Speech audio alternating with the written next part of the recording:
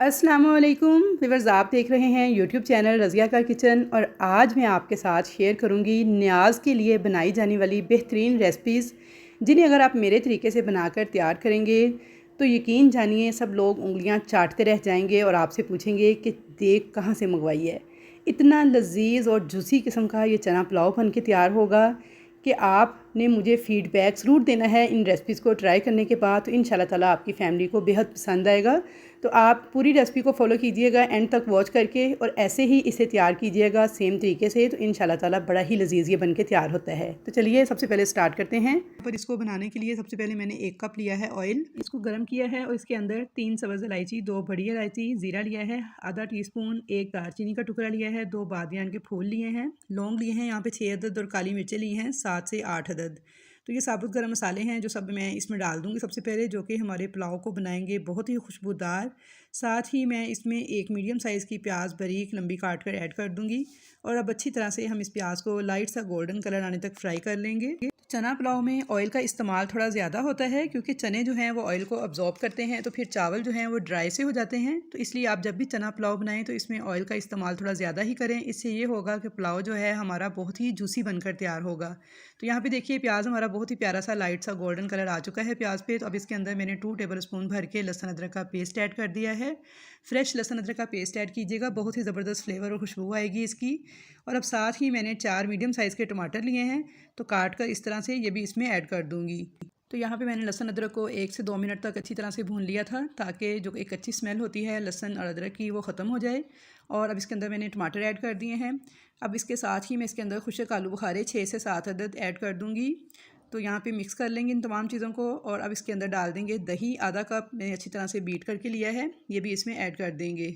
और दही डालते वक्त मैंने फ्लेम थोड़ा लो कर लिया था, और दही एक हाथ से डालते हुए दूसरे हाथ से आपने तेज़ी से चम्मच चलाते जाना है, वरना दही से वो फट जाएगी और जिससे हमारे चावलों का टेस्ट जो है वो अच्छा नहीं आएगा। तो यहाँ पे देखिए मैंने तेज़ी से चम्मच चलाते हुए दही को अच्छी तरह से मसाले के साथ मिक्स कर लिया है। अब मैं दोबारा से फ्लेम को तेज़ करूँगी और इसे इतनी देर इस मसाले को पकाएंगे कि जैसे ही हमारे टमाटरों को हीट लगेगी तो अपना पानी रिलीज़ करेंगे और ये सॉफ्ट हो जाएँ बिल्कुल, तब तक हमने इसे पकाना है। तो चलिए तब तक हम इसमें कुछ मसाले भी ऐड कर लेते हैं साथ के साथ। तो सबसे पहले मैंने डाली है कुटी हुई लाल मिर्च 1 टेबल स्पून। अब धनिया पाउडर डालेंगे 1 टीस्पून। पिसी हुई सौंफ 1/2 टेबल स्पून, ये ज़रूर डालिएगा, इससे जायका बहुत ही ज़बरदस्त आएगा आपके पुलाव का। नमक डालेंगे हस्बे ज़रूरत, मैंने तकरीबन 1 टेबल स्पून भर के डाला है। तो इन सब चीज़ों को अच्छी तरह से मिक्स करके पका लेंगे जब तक कि टमाटर सॉफ्ट नहीं हो जाते और मसाला भी अच्छी तरह से भुन नहीं जाता। तो यहाँ पे देखिए टमाटर हमारे सॉफ्ट हो चुके हैं, मसाला बहुत अच्छी तरह से भुन चुका है, ऑयल जो है इसका सेपरेट होने लगा है। तकरीबन 3 से 4 मिनट लगे हैं मुझे इस सारे मसाले को भूनते हुए। तो अब हम इसमें बॉयल चने डाल देंगे। 2 कप मैंने कच्चे चने लिए थे जो कि रात भर भिगो कर रखे थे, और सुबह इसमें 1/2 टीस्पून नमक और 1/2 टीस्पून खाने का सोडा डालकर इनको उबाल लिया था। तो देखें कितने अच्छे सॉफ्ट से चने हमारे बॉयल हुए हैं। चनों को इस मसाले के साथ मिक्स करके 1 मिनट तक पका लेंगे। और अब इसमें हम पानी डाल देंगे हस्बे ज़रूरत, अपने चावलों के हिसाब से आप पानी ऐड कर लीजिएगा। तो मैंने यहाँ पे 1.5 लीटर पानी डाला है। और इसमें नमक भी स्टेज पर आप चेक कर सकते हैं, अगर कम ज़्यादा हो तो आप उसे एडजस्ट कर सकते हैं, जितना नमक आपको पसंद हो उतना आप डाल सकते हैं, कम ज़्यादा। तो यहाँ पे देखिए मैंने 750 ग्राम चावल हैं जिनके हिसाब से मैंने पानी ऐड किया है। और अब इसके अंदर डाल देंगे बिरयानी एसेंस आधा चम्मच। इससे बहुत अच्छी खुशबू और बहुत ही ज़बरदस्त किस्म का फ्लेवर आएगा, बिल्कुल ऐसे जैसे आपने देगी पुलाव बनाकर तैयार किया हो। अगर आपके पास हो तो ज़रूर डालिएगा, और अगर ना हो तो फिर आप इसे स्किप भी कर सकते हैं। तो यहाँ पे देखिए जी पानी मैंने डाल दिया है, इसे कवर कर दूँगी और बॉयल आने का वेट करूँगी। तो यहाँ पे पानी में बॉयल आ चुका है। तो नमक भी मैंने चेक कर लिया था, थोड़ा सा मुझे कम लग रहा था तो मैंने थोड़ा सा नमक इसमें मज़ीद ऐड किया है। अब मैं इसके अंदर 750 ग्राम बासमती चावल, जिन्हें मैंने आधा घंटा पहले भिगो कर रखा हुआ था, वो ऐड कर दूँगी। तो चावलों को मैं अच्छी तरह से मिक्स कर लूँगी। तो व्यूअर्स यहाँ पे आप देख सकते हैं कि मैंने कोई भी स्पेशल मसाला ऐड नहीं किया है, जो नॉर्मल मसाले घर में होते हैं किचन में उनको ही इस्तेमाल किया है। तो यहाँ पे देखिए लीमू मैंने लिए हैं 1 अदद स्लाइस इस तरह से काट कर, और 7 से 8 हरी मिर्चें ली हैं, तो वो भी अब इसमें डाल देंगे ताकि एक अच्छा सा फ्लेवर और खुशबू इनकी भी इसमें ऐड हो जाए।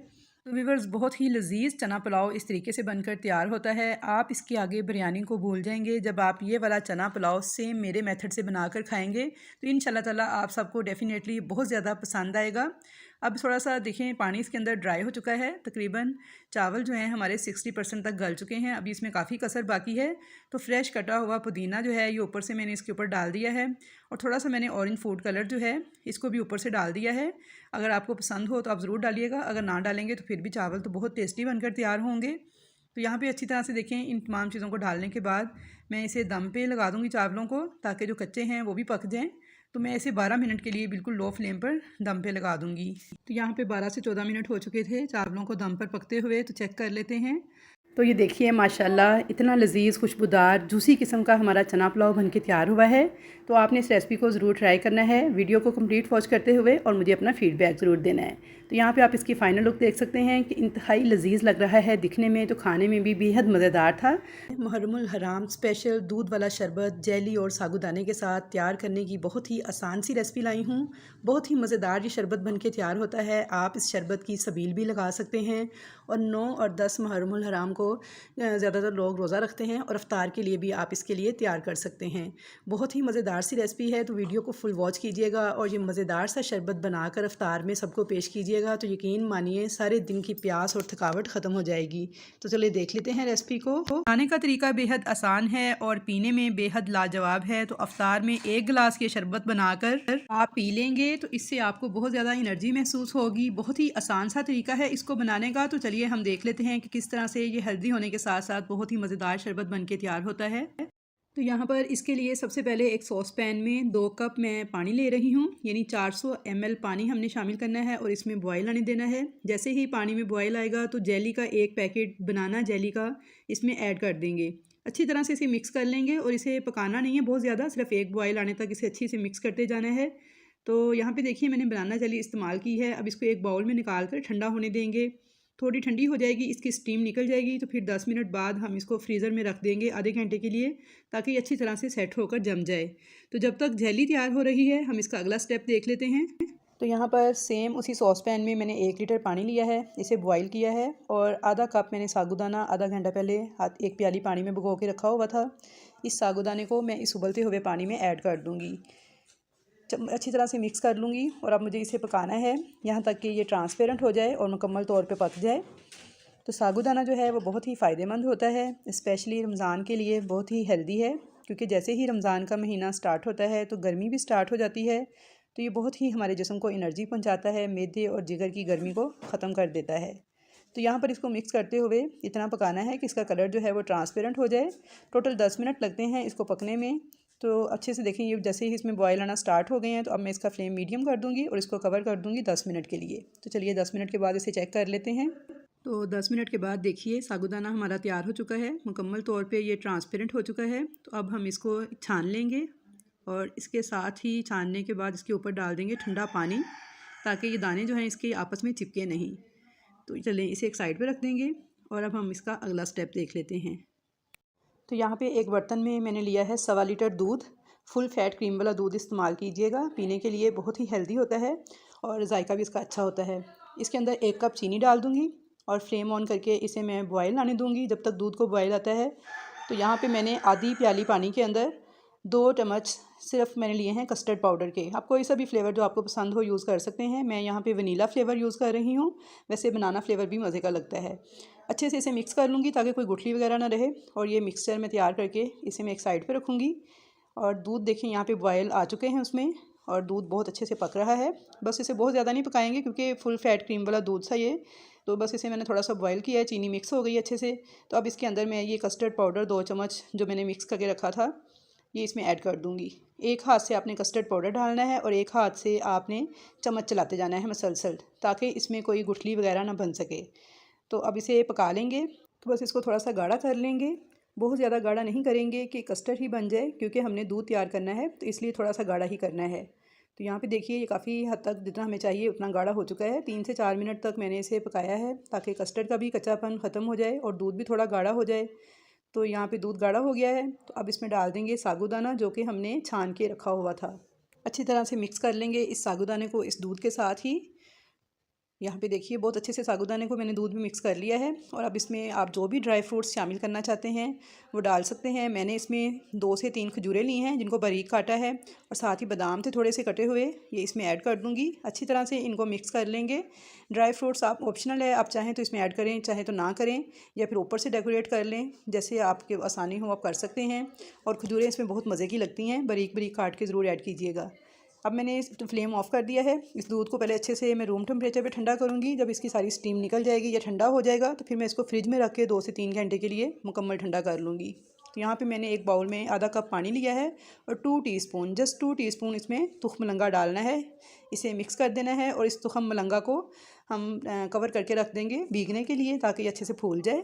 ये भी गर्मियों में बहुत ही फ़ायदेमंद होता है। तो चलिए अब देख लेते हैं जेली को। जेली देखिए हमारी बहुत अच्छे से सेट हो चुकी है। तो अब हम इसके पीसेस काट लेंगे। आप किसी भी शेप में इसके पीसेस काट सकते हैं, चौकोर, लंबे, गोल, जोन से भी आपको शेप पसंद हो। तो मैंने यहाँ पे सारे ये स्क्वायर शेप में काट लिए हैं, बारीक बारीक पीसेस। और ये देखिए कितने ज़बरदस्त क्रिस्टल्स इसके बने हैं।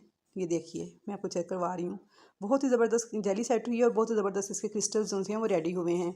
तो यहाँ पे अब दूध को देख लेते हैं। तो दूध को मैंने एक बाउल में डाल के फ्रिज में रख दिया था 2 से 3 घंटे के लिए। यहाँ पे दूध हमारा बहुत अच्छी तरह से ठंडा हो चुका था। इसके अंदर हम जेली के ये क्रिस्टल्स ऐड कर देंगे, थोड़े से मैंने बचाए हैं गार्निशिंग के लिए। तुख्म मलंगा भी ऐड कर देंगे, फूल चुका है बहुत अच्छे से। अफ्तार के लिए बहुत ही हेल्दी और बेस्ट शरबत हमारा बनके तैयार है। तो चलिए अब इसको सर्व कर लेते हैं। थोड़ी सी जेली और थोड़ा सा मैंने तुख्म मलंगा जो है ग्लास में ऐड किया है। अब चाहें तो अलग से ऐड करें, वरना सारे का सारा दूध में ऐड कर दें। और अब इसमें डालेंगे हम ठंडा ठार शरबत। तो बहुत ही मज़ेदार यमी सा शरबत बनके तैयार हुआ है। यकीन कीजिए व्यूअर्स कि जब आप इसको ठंडा करके रोज़ा खोलते वक्त एक गिलास इसका पिएंगे तो आपको मज़ा आ जाएगा। और इसका एक गिलास पीने से ही आप बेहद एनर्जी महसूस करेंगे। बच्चे भी बहुत शौक़ से पिएंगे और बड़े भी बेहद शौक़ से पिएंगे। सारे दिन की जो प्यास है आपकी वो ख़त्म हो जाएगी। आई होप व्यूअर्स कि आपको मेरी आज की ये रेसिपी बहुत ज़्यादा पसंद आएगी। रेसिपी पसंद आए तो मेरी वीडियो को लाइक कर दीजिएगा। और अगर आप मेरे चैनल पर नए हैं, फर्स्ट टाइम मेरी वीडियो वॉच कर रहे हैं, तो आपसे हम्बल रिक्वेस्ट है कि चैनल को सब्सक्राइब कर लें और बेल आइकन के बटन को भी दबा लें, ताकि आपको मेरी नए आने वाली तमाम वीडियोज़ इसी तरह देखने को मिलती रहें। तो कमेंट्स बॉक्स में अपना फ़ीडबैक भी ज़रूर दीजिएगा कि आपको मेरी ये रेसिपी कैसी लगी। तो इंशाल्लाह ताला मुलाकात होगी आपसे नई ऐसी ही अच्छी मज़ेदार सी रेसिपीज़ के साथ। तब तक के लिए मुझे दीजिए इजाज़त। अल्लाह हाफिज़।